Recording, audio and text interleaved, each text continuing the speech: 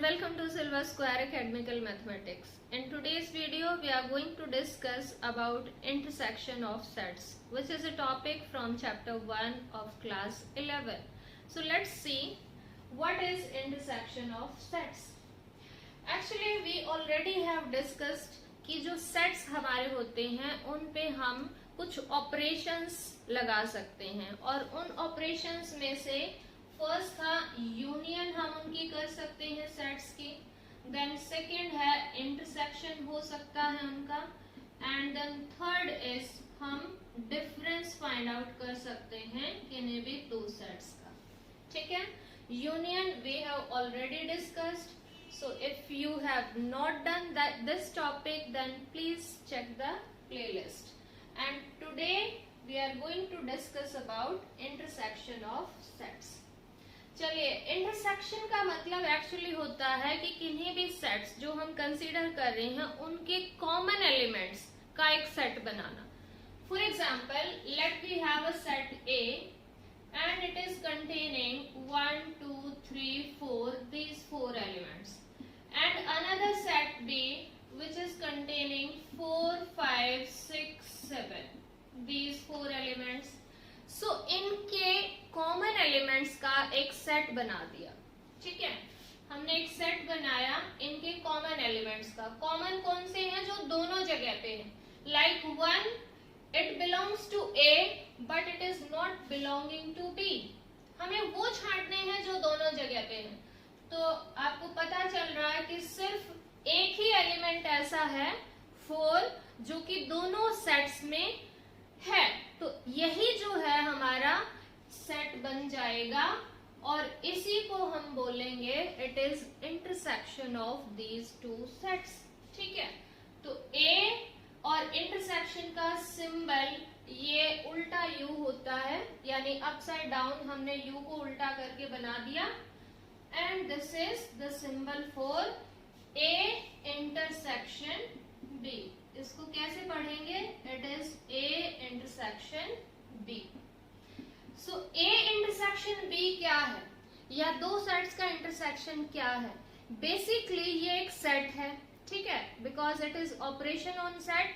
तो दो सेट्स पे अगर हम कुछ ऑपरेट करेंगे, it may be union, it may be intersection और it may be difference, then again we will get a set. और अगर इंटरसेक्शन ऑपरेट किया है तो जो भी आंसर आएगा that will be a set. So A intersection B, firstly it is a set. और इस सेट में कौन से एलिमेंट्स होंगे? जो दोनों सेट्स में कॉमन एलिमेंट्स हैं, those we will cover in this set. ठीक है, तो सिंबल हम डिस्कस कर चुके हैं. यूनियन का हमारा यू है और इंटरसेक्शन का इसका उल्टा, यानी कि उल्टा यू, ये सिंबल हमारा इंटरसेक्शन में यूज होगा. So now let us discuss about definition. किसी बात को अगर हमें ढंग से लिखना हो, डेफिनेशन के फॉर्म में लिखना हो, then how we will write. So क्या होगी definition? Intersection of two sets, intersection of two sets A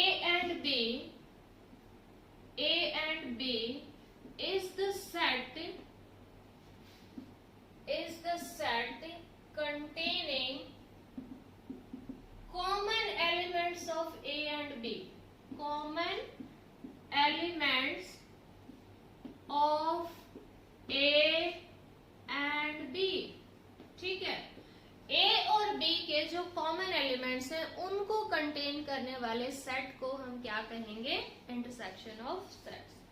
सो अगर हम इसको सिंबॉलिकली लिखना चाहें तो A intersection B is the set collection of all elements X such that X belongs to A as well as X belongs to B. ठीक है, इसके लिए हम यहाँ पर एज वेल एज के लिए एंड वर्ड जनरली यूज करते हैं कि जो x है यानी एलिमेंट है वो a से भी बिलोंग करना चाहिए, साइमल्टेनियसली साथ साथ वो b से भी बिलोंग करना चाहिए, यानी दोनों में जो एलिमेंट होगा उसी का हमने कलेक्शन बनाना है और उसी का हम सेट बनाएंगे. So that set is called A intersection B. I hope it is clear. Now let us see some properties related to this topic, यानी कि intersection of sets. इसके साथ साथ एक तो हम क्वेश्चन और कर लेते हैं अपना टॉपिक क्लियर करने के लिए. So let we have one example. For example, we have X set. It is containing 1, 3, 5, 7, 9. And Y set is 2, 4, 6, 8, 10, 12, like that. And Z set is containing again some elements like 5, 10. Okay, चलिए अब हम find out करते हैं X intersection Y. ठीक है, इन दो sets का हम इंटरसेक्शन फाइंड आउट करना चाहते हैं. X intersection Y find out कीजिए. X और Y के जो कॉमन एलिमेंट्स है वो छांटने हैं, बस सिंपल सा काम करना है. 1 यहाँ नहीं है, 3 यहाँ नहीं है, 5 यहाँ नहीं है, 7 नहीं है, 9 नहीं है. एक भी एलिमेंट कॉमन नहीं आया. तो कॉमन नहीं है तो दैट मीन्स जो सेट है वो नल सेट हो गया. और नल सेट को हमें इस तरीके से भी रिप्रेजेंट कर सकते हैं या फिर हम 5 भी लिख सकते हैं. That is also for null set. So X intersection Y हमारे पास क्या आ गया है, 5 के equal. Similarly if we want to get X intersection Z, X और Z का इंटरसेक्शन फाइंड आउट करें. So which are the common elements. 1 नहीं है, 3 नहीं है, 5 दोनों जगह पे है. So we have written 5 here. Check for the other elements. यहाँ 7, 9 है, यहाँ 10 है, तो कॉमन तो नहीं है. So common we are having only one element और यही आपके पास आ गया X intersection Z. I hope you are getting, समझ में आ रहा है आपको. और अब एक फटाफट से और एग्जांपल लेते हैं like Y intersection Z. Y और Z में कौन से कॉमन एलिमेंट हैं जो दोनों जगह पे हैं. कॉमन का मतलब जो दोनों प्लेसेस पे हैं. सो यहाँ पर अगर हम देखें तो 10 एक ऐसा एलिमेंट है जो दोनों जगह पे है. ठीक है, तो हमने 10 इसमें लिख दिया. सो Y इंटरसेक्शन Z आ गया. ठीक है, अब जस्ट एक टर्म यहां से हम और सीखना चाह रहे हैं, that is disjoint sets. Disjoint sets, अगर आप इसका लिटरल मीनिंग भी देखें तो डिसजॉइंट, जो जॉइंट नहीं है, जिनमें कुछ भी कॉमन नहीं है, ऐसे सेट्स जिनमें एक भी एलिमेंट कॉमन नहीं है, उनको कैसे सेट बोला जाता है, डिसजॉइंट सेट्स. यानी कि अगर हम यहाँ देखें तो X इंटरसेक्शन Y एक ऐसा सेट आया है जिनका जो कि 5 के इक्वल है, नल सेट आया है. That means these two sets are not having any element common. तो इन सेट्स को इस केस में क्या कहेंगे, दीज आर डिसजॉइंट सेट्स. तो अगर आपको कभी प्रूव करना पड़े कि प्रूव कीजिए कि दीज सेट्स आर डिसजॉइंट, तो आपको जस्ट उसका मतलब पता होना चाहिए कि डिसजॉइंट है तो क्या करना है. We need to prove that their intersection is equal to 5. यानी दोनों सेट्स का जो इंटरसेक्शन है वो 5 के इक्वल है. तो of course the two sets will be disjoint. So these were the definitions and now we are learning about the properties. Just like union of sets, we are having some properties related to intersection. पहली property क्या है कि A intersection B is equal to B intersection A. यानी कि दो sets का अगर हम इंटरसेक्शन फाइंड आउट करना चाहते हैं तो उनके ऑर्डर का उनके आंसर पे कोई इफेक्ट नहीं होता. हम उसको चाहे A इंटरसेक्शन B लिखें या B इंटरसेक्शन A लिखें, both the answers will be same. और I think आपको याद होगा कि इस लॉ को क्या बोला जाता है, कम्यूटेटिव लॉ. ठीक है, इस लॉ का नाम क्या है, कम्यूटेटिव लॉ, जहां पर ऑर्डर ऑफ सेट्स का कोई इफेक्ट नहीं होता उन पे जो हम ऑपरेट कर रहे हैं, ऑपरेशन पर कोई इफेक्ट नहीं होता। जैसे छोटा सा एग्जांपल देखते हैं इसको क्लियर करने के लिए। मान लीजिए ए सेट है 1 2 3, बी सेट है आपके पास 2 3, ये सेट है। तो हम A intersection B find out करते हैं। ए इंटरसेक्शन बी का क्या मतलब है? The elements which are common to both, A और बी में जो दोनों में कॉमन एलिमेंट्स हैं। तो कॉमन कौन से हैं? 2 है, देन 3 है। और इसी बात को अगर मैं फाइंड आउट करना चाहूं बी इंटरसेक्शन ए, तो भी तो मुझे यही फाइंड आउट करना है ना कि दोनों के कॉमन एलिमेंट्स, ठीक है। और दोनों में common elements these are again 2 3. So what we are getting? We are getting that A intersection B is equal to B intersection A, यानी कि ऑर्डर का कोई फर्क नहीं पड़ता है, चाहे A इंटरसेक्शन B निकालो, B इंटरसेक्शन A निकालो, आंसर सेम रहेगा। And what is the name of this law? It's called commutative law. The next, A intersection B intersection C is equal to A intersection B intersection C। यहाँ पर ये जो bracket लगी हुई है इसका मतलब है कि पहले हमें इन सेट्स का इंटरसेक्शन फाइंड आउट करना है, बाद में थर्ड को ऑपरेट करना है। तो अगर हम इस लेफ्ट हैंड साइड को देखें तो यहाँ पर है कि firstly we need to get the intersection of A and B। वो जो आंसर आ जाएगा उसका इंटरसेक्शन हम फाइंड आउट करेंगे C के साथ। और यहाँ पर राइट हैंड साइड में ब्रैकेट है B और C के साथ, यानी कि राइट हैंड साइड में क्या करना है? पहले हमें B और C का इंटरसेक्शन फाइंड आउट करना है। एक सेट आएगा हमारे पास और उस सेट का फिर हमें A के साथ इंटरसेक्शन फाइंड आउट करना है, ठीक है। और दोनों ही केसेस में answer will be same. Equality है यहाँ पर, यानी कि दोनों आंसर्स इक्वल आएंगे, दोनों सेट्स इक्वल होंगे। And this law, I hope you remember, the name of this law is associative law. Associative law. Let us discuss this also. हमारे पास 3 सेट हम लेते हैं, A 1 2 3, B सेट हमने लिया 3 4 और C सेट हमने ले लिया सपोज 4 5। ये हमने 3 सेट्स लिए। लेफ्ट हैंड साइड हम देखते हैं। लेफ्ट हैंड साइड क्या है? A इंटरसेक्शन B और फिर उसका इंटरसेक्शन C के साथ। Let us see. Okay, A intersection B का मतलब है common elements of A and B। And from here you can see that the common elements of A and B are, it is only 3। सिर्फ एक ही element common है जो कि क्या है? 3 है। और इसका इंटरसेक्शन अब हमें लेना है C के साथ। C में हमारे पास ये 2 एलिमेंट्स हैं which are 4 and 5।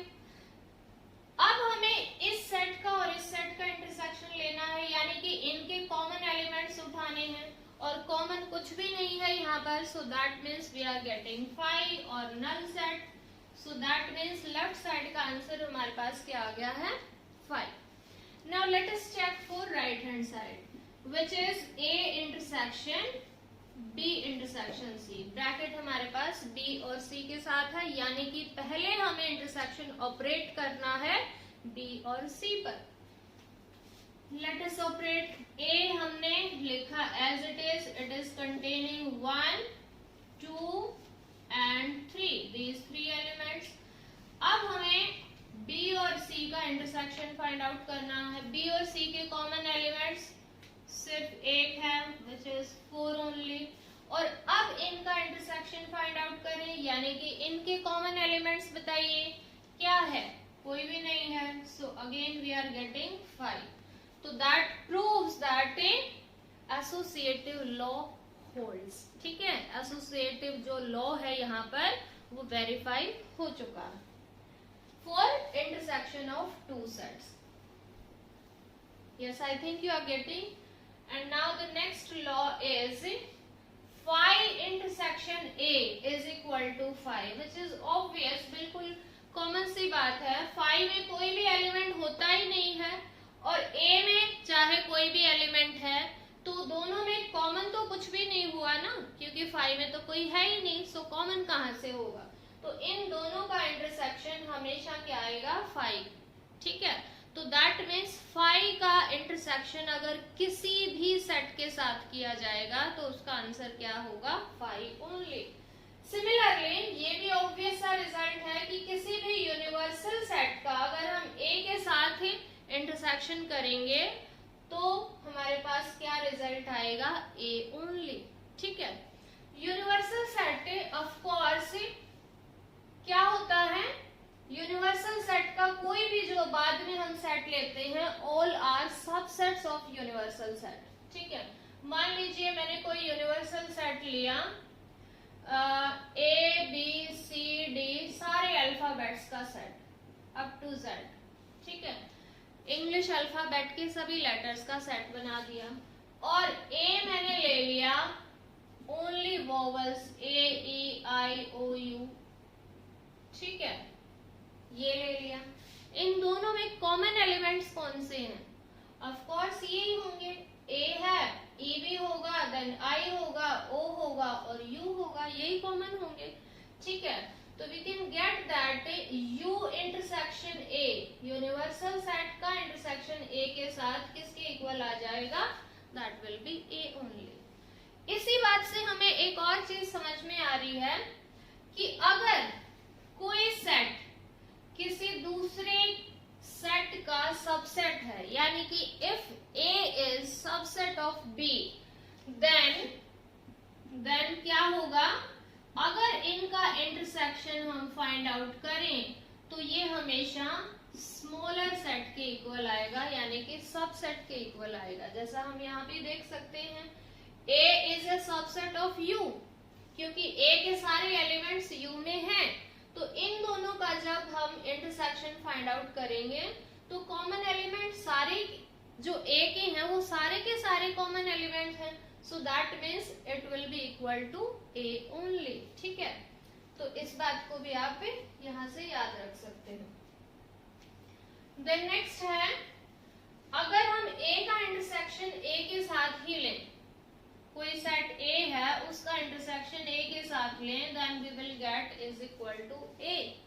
सिंपल है, जैसे ये A सेट है, इसका इंटरसेक्शन A के खुद के साथ ले लिया, तो दोनों में जो कॉमन एलिमेंट है वो सारे के सारे तो आ जाएंगे। ठीक है, तो common elements complete set A के इक्वल हो जाएगा। And I think you remember it's name. इस लॉ को क्या बोलते हैं, आइडेम्पोटेंट लॉ। ये हमने यूनियन में भी डिस्कस किया था, आइडेम्पोटेंट लॉ, यानी कि किसी सेट पे हमने कोई ऑपरेशन लगाया उसी सेट के साथ, and the answer we are getting the same set. ठीक है, जैसे 1 into 1 is equal to 1। ठीक है, 2 into 2 is not equal to 2, यानी कि 2 पे जो है ये आइडेम्पोटेंट लॉ ये वेरीफाई नहीं हो रहा है, but 1 into 1 is equal to 1, so we are getting idempotent law. And the sixth property we are getting here is union और इंटरसेक्शन की एक साथ प्रॉपर्टी है, and this is called distributive law. अभी हम डिस्कस करेंगे डिस्ट्रीब्यूटिव लॉ। क्या है डिस्ट्रीब्यूटिव लॉ? आपको याद होगा नंबर्स के केस में, अगर हम किसी नंबर की for example 3 multiply by 4 plus 5 है, तो जो मल्टीप्लीकेशन है दैट डिस्ट्रीब्यूट्स ओवर एडिशन और सब्ट्रैक्शन एज वेल, यानी कि 3 की मल्टीप्लाई हम 4 के साथ करते हैं, देन प्लस 3 की मल्टीप्लाई हम 5 के साथ करते हैं। ठीक है, सो याद होगा आपको इस लॉ को हम क्या बोलते हैं, distributive law. And same law is here कि A intersection B union C है, तो क्या हो जाएगा, A का इंटरसेक्शन B के साथ, देन यूनियन A का इंटरसेक्शन C के साथ, यानी कि जो इंटरसेक्शन है वो डिस्ट्रीब्यूट हो गया है। ठीक है, so this is, let us prove it as well. इसको प्रूव करते हैं। Let we have 3 sets A में ले लीजिए कोई भी एलिमेंट 1 2 4 5। बी सेट हमने लिया, let we have 3 4 5। C set लिया, लेट वी हैव 5 6 7। ये हमने 3 सेट्स लिए। And let us check left hand side. इसकी लेफ्ट हैंड साइड हमारी क्या है? A intersection B union C. ठीक है, इसका मतलब क्या हुआ? देखिए ब्रैकेट देखो, ब्रैकेट है बी यूनियन सी के साथ। इसका मतलब क्या हुआ कि पहले हमें इन सेट्स की बी और सी की यूनियन करनी है और फिर उस सेट का इंटरसेक्शन फाइंड आउट करना है ए के साथ। ठीक है, I hope it is clear. Bracket हमें पहले सॉल्व करनी है। तो ए सेट ये रहा हमारा, ए को लिखा 1 2 4 5। देन इंटरसेक्शन है और फिर हमें बी यूनियन सी करनी है। यूनियन का मतलब है ए और बी के सारे एलिमेंट एक साथ लिख दिए। ठीक है, तो 3 4 5 और यहाँ पर 5 ऑलरेडी आया हुआ है तो भाई को दोबारा नहीं लिखेंगे। And 6 and 7। So this set is B union C. आपने कर रखा है, then you will be getting it very quickly.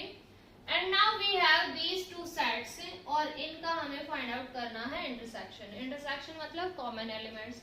So which are the common elements here? 1 नहीं है कॉमन, 2 कॉमन नहीं है, 4 ऑफ कोर्स वहां पर भी है, 5 वहां पर भी है। ठीक है, और बाकी कॉमन नहीं है।